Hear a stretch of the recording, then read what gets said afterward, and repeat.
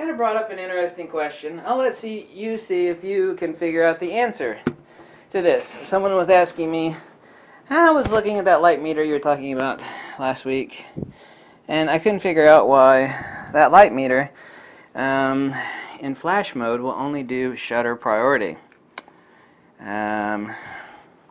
So that you set the shutter speed, which of course sync speed would be part of that.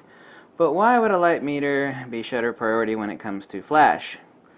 And therefore the output, when you actually take a test shot using ambient or spot on the flash meter, would tell you what to set your aperture at. If you want a particular aperture, obviously you need to dial down the power so you can open up your aperture. That's all obvious. Now here's the question. I think it's best if I don't answer this question and see if you know the mystery, because I've had a few people ask me about this mystery.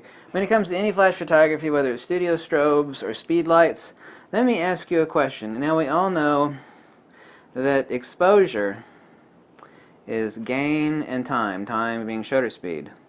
Why would it be the case, and of course I know the answer to this, I'm asking you, why would it be the case that, of course, shutter is always important when it comes to your ambient lighting. You know, you're taking a picture of some chick, you know, the sun's peeking over the clouds or whatever, and it's kind of dark, or you're taking night photography, you know, the ambient neon lights, which are not really that powerful, you know, that's ambient lighting.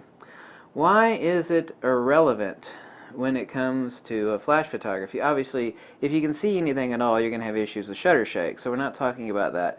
Why is the shutter speed irrelevant when it comes to flash photography and strobes? In other words, if I'm in the studio and, you know, basically 95% of my lighting or 100% of my lighting is coming, or taking speed light shots outside, portraiture shots late at night, why is it that if I keep the power output the same on my studio strobes or my speed light, that I can sit there and within the sync speeds, obviously, say your camera sync speeds 250th or 200, I can roll back and forth between 40th of a second and 200th of a second, and the pictures will be exactly the same on the histogram.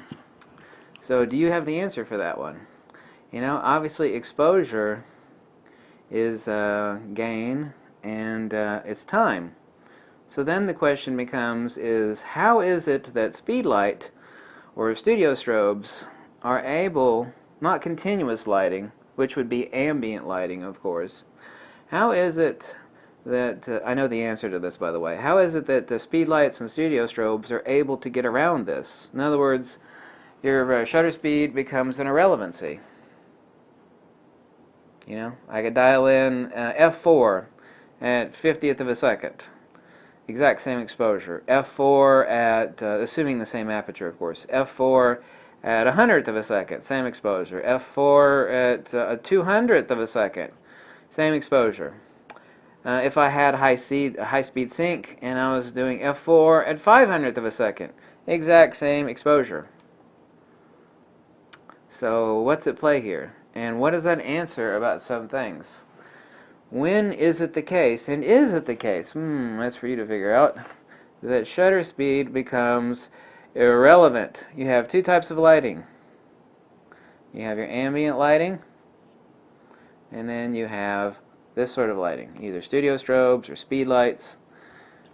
When and why is it the case, not aperture, but shutter speed, when and why is it the case that artificial lighting, well, not artificial lighting, but the lighting that you add when, just like that, becomes irrelevant as far as your exposure when it comes to setting the shutter speed on your camera? It's not irrelevant as far as camera shake. You know, if you got decent ambient lighting, you set it at 1/4 of a second, it doesn't become irrelevant because you're going to see camera shake there. You're not going to hold it steady at 1/4 of a second. That's not what I'm talking about. So, why is it, and is it the case that shutter speed becomes irrelevant? Because I can assure you right now, if I set this at a specific power and I got perfect exposure at a 40th of a second at f4, for example, on this camera, I could dial it up to 250th of a second and I will have the exact same exposure. Wait a minute, that's several stops of difference. Why? Do you know the answer? And if you do know the answer, then what's the explanation for it? Okay? You shouldn't always give the answer to everything. Why? I mean, that kind of doesn't help anybody think. should give the question and make people think for themselves, right? At least I've always thought that was helpful. Ultimately, you give the answer, but okay, bye.